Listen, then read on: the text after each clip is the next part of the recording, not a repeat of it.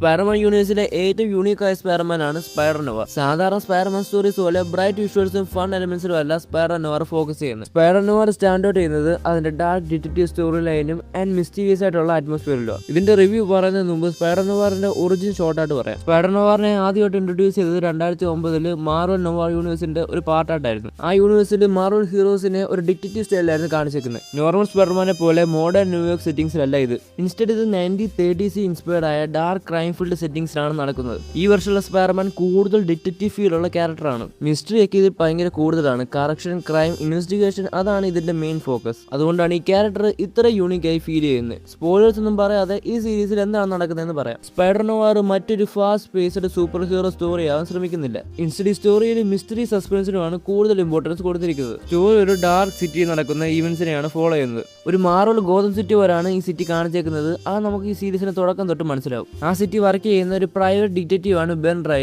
റൈലിയാണ് ഇന്നത്തെ spider nowhere. ആ city നടക്കുന്ന കറപ്റ്റഡ് ആയിട്ടുള്ള വില്ലൻസുമായിട്ടെല്ലാം സ്പൈഡർ നോവർ ഫൈറ്റ് ചെയ്യും. ബട്ട് ഒരു ഇൻസിഡന്റിന് ശേഷം സ്പൈഡർ നോവർ അങ്ങനെ ഫൈറ്റ് ചെയ്ത് നിർത്തും. അങ്ങനെ ആ സിറ്റിയിൽ 5 വർഷങ്ങൾക്ക് ശേഷം വേറെ കുറെ മ്യൂട്ടേറ്റഡ് പവറുള്ള ആൾക്കാർ വരും. ആൻഡ് ഇതിന്റെ എല്ലാം കാരണമല്ല ഇവിടുന്ന് തുടങ്ങിയെന്നുള്ളതാണ് ഈ സീരീസ് നമ്മൾ സ്പൈഡർ നോവറിന്റെ ഫൈറ്റിനെക്കാട്ടിലും കൂടുതൽ കാണാൻ പോകുന്നത് ബെൻ റൈലിയുടെ ഇൻവെസ്റ്റിഗേഷനും മിസ്റ്ററീസും എല്ലാം ആയിരിക്കും. ഇത് ആമസോൺ പ്രൈമിൽ ബ്ലാക്ക് ആൻഡ് വൈറ്റിലും കളറിലും ഉണ്ട്. ഞാൻ കൂടുതൽ സജസ്റ്റ് ചെയ്യുന്നത് ബ്ലാക്ക് ആൻഡ് വൈറ്റ് കാണുന്നതായിരിക്കും. ബട്ട് ഇതിന്റെ കളർ വേർഷനും ഒരു കുറവുമില്ല. ഇത് സ്റ്റിൽ ബെറ്റർ. നിങ്ങൾക്ക് കളർ കാണാൻ ഇഷ്ടമെങ്കിൽ കളർ തന്നെ കാണുക. സ്പൈഡർ നോവറിനെ ആൾക്കാർ ഏറ്റവും കൂടുതൽ കണ്ടത് സ്പൈഡർമാൻ ഇൻടു ദ വേഴ്സിൽ നിക്കോളാസ് കേജ് വോയിസ് കൊടുത്ത് സ്പൈഡർ നോവറിനെ. നിക്കോളാസ് കേജ് ആ ക്യാരക്ടറിന് വളരെ യൂണിക് പേഴ്സണാലിറ്റി കൊടുത്തിരുന്നു. ആൻഡ് ആ പേഴ്സണാലിറ്റി ഈ സീരീസിൽ നിക്കോളാസ് കേജ് കൊടുത്തിട്ടുണ്ട്. ബാക്കിയുള്ള 3 സ്പൈഡർമാനെ പോലെ എനർജറ്റിക്കും ഫണ്ണിയും ആൻഡ് യൂത്ത്ഫുള്ളും ആയിട്ടുള്ള സ്പൈഡർമാൻ അല്ല സ്പൈഡർ നോവർ. ഇൻസ്റ്റന്റ് സ്പൈഡർ നോവറിനെ സ്റ്റാൻഡ് ഔട്ട് ചെയ്യുന്നത് അവന്റെ ഇന്റലിജൻസും ഒബ്സർവേഷനും ഇൻവെസ്റ്റിഗേഷനും ആൻഡ് സ്ട്രാറ്റജിയാണ്. സ്പൈഡർമാൻ ഇൻട്രസ്റ്റിംഗ് ആവണേൽ ബ്രൈറ്റ് കളേഴ്സും നോൺ സ്റ്റോപ്പ് ആക്ഷൻസും ഒന്നും വേണ്ടെന്ന് ഈ ക്യാരക്ടർ പ്രൂവ് ചെയ്യുന്നുണ്ട്.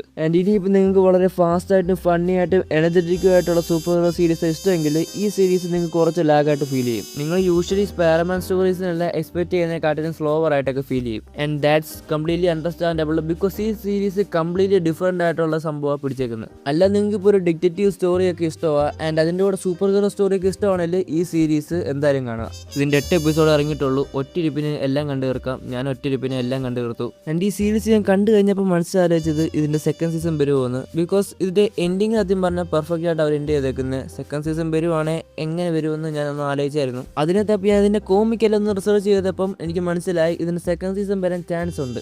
ബട്ട് അത് ഞാൻ ഇവിടെ പറഞ്ഞ സ്പോയിലേഴ്സ് ആയിപ്പോവും. ബട്ട് അവരൊന്നും ഒഫീഷ്യലായിട്ട് പറയാത്തതുകൊണ്ട് നമുക്കൊന്നും കൺഫേം ചെയ്യാൻ പറ്റത്തില്ല. എനിക്ക് ഈ സീരീസിനെ പറ്റി കുറച്ചുകൂടെ പറയണമെന്നുണ്ട്. ഒരു 5 മിനിറ്റ് കൂടെ പറയണമെന്നുണ്ട്. എന്നാലേ യൂട്യൂബുകാർ വീഡിയോ റെക്കമെൻഡ് ചെയ്യത്തുള്ളൂ. ബട്ട് അൺഫോർച്യുനേറ്റ്ലി എനിക്ക് ഇതിനെപ്പറ്റി ഇത്രയൊക്കെ പറയാനുള്ളൂ. വേണേ എനിക്ക് നോവാർ യൂണിവേഴ്സിനെ കുറിച്ച് എടുത്തിങ്ങനെ നീട്ടി ബ്ലാ അടിക്കാം. ബട്ട് അത് ബോറിംഗ് ആവും. നിങ്ങൾക്ക് ഈ വീഡിയോ ഇഷ്ടപ്പെട്ടതിൽ ഇത് ഷെയർ ചെയ്ത് സഹായിക്കുക ആൻഡ് സബ്സ്ക്രൈബ് ചെയ്യുക. ആൻഡ് നിങ്ങൾക്ക് നോവാർ യൂണിവേഴ്സിനെ കുറിച്ച് ഒരു വീഡിയോ വേണമെങ്കിൽ കമൻറ്റ് ചെയ്താൽ മതി. ഞാൻ അടുത്ത വീഡിയോ ആയിട്ട് വരാം. ബൈ.